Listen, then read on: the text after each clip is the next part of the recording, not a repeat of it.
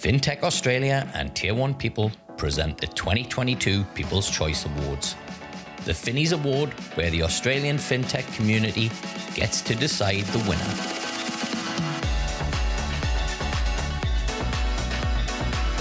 Make sure to join us on the 23rd of June 2022 in Melbourne for the industry's most prestigious awards event.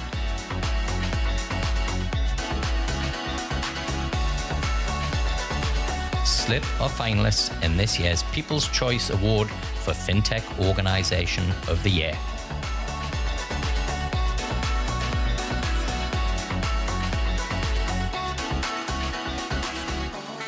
Well, Paul, congratulations to you and Slyp for making it to the People's Choice Awards finals. This is the award that the fintech community gets to decide. How are you guys feeling about making the final? Thanks, Dexter. Thanks for having me on today. It's great to catch up with you again. Look, we're very chuffed. I mean, it's the first time we've been put ourselves up for an award, and first time we've made the final. So making it in 3 categories is more than surprise and delight. So we're feeling very fortunate, and team's very excited about getting the results, but also, just relishing the journey as we go through this next phase of our business. But it's super exciting. We're very, very chuffed to be amongst some great fintechs in Australia. Awesome. Now, believe it or not, you were episode 6, I think, of the podcast. It was over 2 years ago that we featured Slyp. It was 2 years. We've now done 160 odd shows later, and here we are talking about Slyp again. So to jog our listeners' memories, could you tell us a little bit about what Slyp does and the problem that you solve? Yeah, well, absolutely. We solve, simplistic terms, we're putting an end to paper receipts and plastic loyalty cards. I think we can all relate as consumers ourselves to the pain around, having to manage paper receipts, whether it be for returns, warranties, tax claims, expense claims. The list goes on around, that painful piece of paper and what it can be used for. And so starting with the receipt is our first proposition that we have in market. We effectively bring not only receipts into the digital world, but into the smart world. So working with the 4 major banks and the major retailers in the country, our new technology that we've released in market will allow customers to walk in and pay with the tap of their card, whether it be the plastic card or their phone or their watch. It's form factor agnostic. But it's really seamless because the customers just simply pay at any Slyp-enabled retailer as they normally do. And they can walk out, they tap and walk, and moments after that transaction, in a matter of seconds, they'll receive a notification from their banking app letting them know that they have a fully itemised digital receipt, which we call a Slyp Smart Receipt, linked to their banking app. So, it's sitting inside the existing app of the user, the banking app of the user, so they don't have to download another app. And as I say, we're really leveraging the existing muscle memory of that customer in that they don't have to change their behaviour at the point of checkout, which we know is very hard to do with consumers. So it's literally business as usual for the customer, tap and walk, and seconds later they'll receive a push notification from their banking app letting them know that they have a fully itemised smart receipt in there. So that's the Slyp Smart Receipt, and then we're evolving that proposition later this year, which will allow customers to link their loyalty cards into their bank card. So it's what we call payment link loyalty, or in our case, our product's called One Tap Loyalty, which will allow customers to simply link their different merchant loyalty programs into their bank card and be able to tap and walk as they do with the Smart Receipt, tap and walk to get their loyalty points as they walk out. So it's a bit of a game changer on a few fronts for customers, and also unlocking value for merchants or retailers and banks for that matter. Yeah. So Google and Apple Pay must be a bit unhappy with you guys then. Well, it's a funny one because, really we act as Switzerland in this broad ecosystem. Right. Dexter, we operate on the fundamentals that everybody needs to win, and, the customer is at the center of the universe for us and our partners' universe, being banks, being, merchants or retailers. And Apple Pay, and Google Pay, we actually, augment that tap and go experience using the phone or the watch. So while the receipt doesn't land in your Apple or your Google Pay app, which is not highly trafficked at the moment, it does land in the customer's, core banking app, which is obviously, huge engagement and scale and trust, which is really important part of our proposition. And obviously very contextual, which is where they go to do their banking and manage their finances. So it feels like, while we're not directly linking into Apple Pay and their apps, we will augment that entire customer experience. Now, I was going to ask you who your customers were. You kind of touched on that a bit, but I think there's a huge claim for Slyp when it comes to talking about customers, because I think if I remember correctly, when we first had you on the podcast, Slyp was the very first fintech in Australia to work with all 4 big banks. Is that correct? Yeah, that's right. I mean, and I suppose our sort of initial proposition being the smart receipt, it requires standardization. And so, in the way in which we're delivering the receipt, i.e. via the customer's banking app and that seamless customer experience that wraps around that, required us obviously to get the banks on board, and also importantly, had to be a standardized approach. And if you think about different standards and different platforms in Australia that have been a collaboration between the banks, like FPOS or New Payments Platform, back in the day, BPay, this was a collaboration between the banks, but was, from legislation or regulation from the government to mandate these new standards in market. I suppose where we're unique and, really pioneering something that me and the team are really proud about is first time in Australian history where we've been able to get the collaboration and obviously the investment, which is a really important, the capital injection to build the technology and the platform to scale it out, but also, the partnership with the banks to distribute the product and to standardize the product. So it's kind of a new way of doing things, and hopefully a better way, as we're hopefully to find out soon. But I think it's definitely a unique position we find ourselves in, and not something that we take for granted. Awesome. And are you kind of focused solely on Australia, or are you looking to go global with this technology? Australia is obviously our home ground and our initial market, and I think we're still rolling out to Australia. So as we hit market adoption tipping point, that will be a catalyst for us to start really getting a look in other markets and uncovering what the different intricacies of the markets are. I think one of the things we're fortunate about having Australia as our home ground is that Australia is really a good breeding ground for two-sided networks. You've seen that with some of the recent fintechs that have really taken the world by storm, in particular the buy now, pay later sphere, where, it was really Aussies love new technology. They love trying new things. They've got a high penetration of mobile use. And, we have a large enough and material enough size market that the rest of the world can take notice. I suppose, again, one of the unique advantages of starting this in Australia is that, you have a fairly high concentration or low fragmentation of the banking market. So for us to be able to distribute a standard to market in partnership with those 4 banks, we get significant coverage, over 80% coverage, which ultimately will drive make it more attractive for merchants to come into the platform as well. So it kind of helps us solve that chicken and egg challenge early. But absolutely, we have very bold global ambitions, but also ruthlessly focused on delivering this for Australia first. Yeah. So with the initial Slyp product, there's not a great deal of competition there, but obviously on the loyalty side, there's an awful lot of competition. How have you differentiated yourself on that side? Yeah, as you mentioned, the Slyp Smart Receipt being a standard, you really can only have a single player that can deliver that standard in a unified approach to market. So while it's taken us a very long time to get to the start line to build the platform and to get the industry collaboration in place, that puts us in really good stead. I think, we think of loyalty really just as an add-on to our Smart Receipt capability. So, imagine, if you think about it, it's just we want to really augment what the Smart Receipt can be used for. So, initially it's for a proof of purchase. Then we build in offers, rewards, and loyalty on top of the receipt to really surprise and delight customer, but also build a digital bridge, so to speak, for merchants to re-engage that customer. So I think where we're unique, wrapping all of that up, is we're providing merchants and consumers a brand new channel that's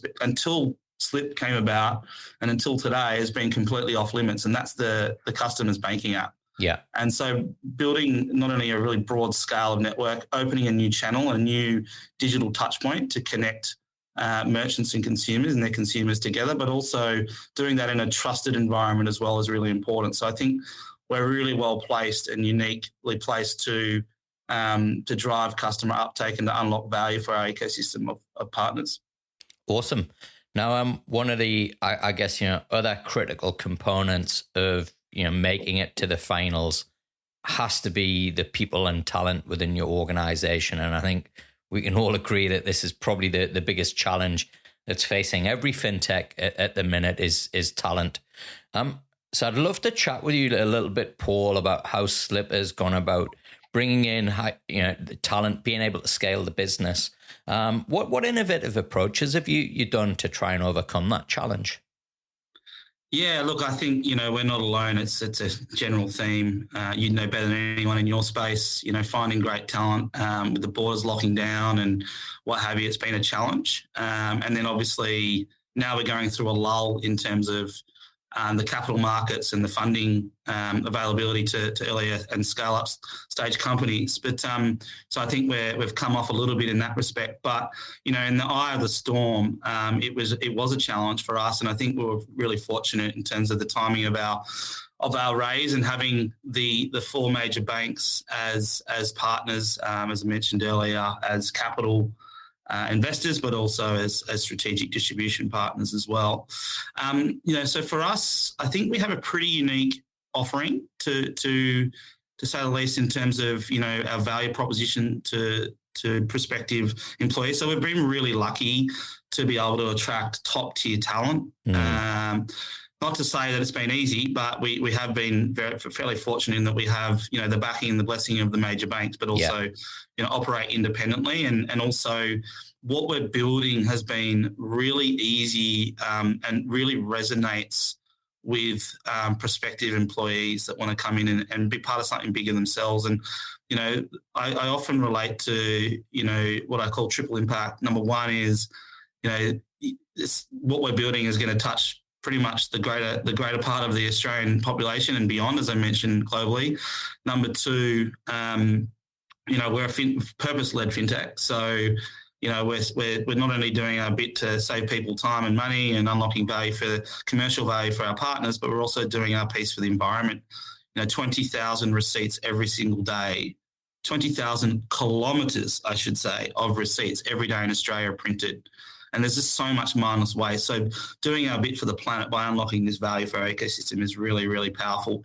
And last but not least, given we're still early stage, prospective employees can come in and really have one hand on the rudder and make an impact and help us make big decisions on the direction of the company. Yeah. So the value proposition is really strong, and we've been able to, fortunately enough, to get some top tier talent, and obviously A players attract A players. So that's been key.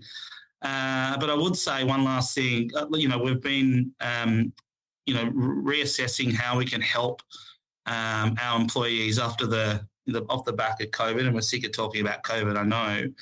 But really, getting them out of that rut and, really allowing them to work from anywhere. So obviously flexible working arrangements are key, and they've become the norm, particularly in the tech sphere. But we have, implemented some new policies such as open place, which allows our employees, which are our internal customers, to really operate and run, do their role from anywhere abroad, as long as there's certain controls in place to make sure it doesn't impact the working hours of other team members and what have you.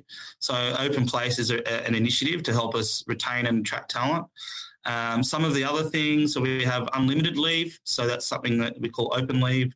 That we've brought into play as well, which really, again, we know that it's been a big drain the last 2 or 3 years. And so, again, promoting and enabling and empowering our staff members to take a bit of time off, and, extended leave is always open. Again, making sure we have some controls around that to make sure others in the team aren't impacted. But we're definitely... and one of the things about our business is we often work in some pretty significant spurts, particularly as, we're integrating into tier one banks. These integrations, patchy at times. Yeah. So there's always, lulls in the business where we really do, recommend and I suppose entice our staff members to take some time out to get some balance in their lives because, as I say, it can be quite patchy at times, and using those downtimes to recharge the batteries is really important. You've also had a kind of office move as well, where you've moved closer to the beach. How's that worked out? Yeah, so that's for me personally. So I love being near the beach. Yeah. We've for me personally. Well, look, a happy leader makes a happy team, right? Yeah, that's true. That's true. Me and my wife, we moved down towards the Bondi Tamarama area, which was for us because we used to love traveling. It was just a change up from where we were. So we've been loving. The Bondi to Bronte walks and getting in the water and getting the salt water on the skin. It's just such a nourishing way to start the day. Yeah, it's awesome. And as you say, feeding yourself joy and nourishing your soul is really important as you go into these, constant battles and headwinds that startups inevitably are going to face into and lead into. So, but we also have our new office space that we have in Darlinghurst, which has been great, and we've just employed Katie, who I'll give her a shout out because she's been a phenomenal. It brought a phenomenal energy to me and the team in making our Slyp HQ in Darlinghurst here a really fun place to be and some really engaging and fun activities to get the team to come in. We don't mandate team members come in on certain days, but a lot of our team members are coming in, which is great because they want to and they want to feel connected. And mental health is an ongoing and issue and challenge for many of us, and we're very wary of that. And so I think one of the key pieces to that is continuing to make people feel like they're connected to a purpose and each other. And so we regularly hold different events to make sure that the team are staying connected and getting out of their homes and enjoying some of the perks of being in an early stage company. Well, Paul, as I mentioned at the beginning, this is the People's Choice Award, and it's the one where the fintech community gets to decide the winner. I think, the past winners have found it really prestigious to, kind of know that the community's out there voting for them. So bearing in mind that, kind of speaking to your peer group and the kind of community out there, what are the reasons or some of the reasons why they should consider voting for Slyp? Yeah, thanks, Dexter. Look, I think it's a simple one from our perspective, which is we can all relate to the pain of paper receipts. They absolutely suck, right? There's nothing good that comes out of paper receipts for consumers or for the environment in particular, as I mentioned. And so I think, affecting this change not only for our partners, but also I alluded to earlier in the conversation around the impact it has on the environment with 90% plus of receipts being non-recyclable and 20,000 kilometres every single day in Australia alone, right? Every single day, 20,000 kilometres being printed in paper. It's just complete chaos. It's madness. And most of the time, the vast majority of the time, these receipts, because they only really solve or provide one fundamental use as a proof of purchase, they're getting thrown in the bin. So, receipts, if you hate them, vote for us. Plastic loyalty cards, if you always forget to take your loyalty card to a merchant and double tap, or you just don't like holding plastic loyalty cards, then, we're working on that for you as well. So that's the next product, as I alluded to earlier also. But, I think, one of the things I will say is that every vote for us will really count because, by taking out this award, it will help us raise awareness through our retail partners, our banking partners, consumers, even our point of sale partners that are key technology partners of ours. So it will really help us validate for us to the market to bring everyone together. It's not an easy job combining the banks and the retailers under one roof, but all of these different awards help us drive that awareness and proves a bit of a voice of customer is always the loudest, as we know, and it will help us affect this change together for the greater good of Australia and hopefully one day the broader awesome world. Well, Paul, congrats to you and the entire team at Slyp on making it to the finals. Massive accomplishment, and I wish you all the best on the night. Thanks, Dexter. It's been a pleasure to reconnect with you.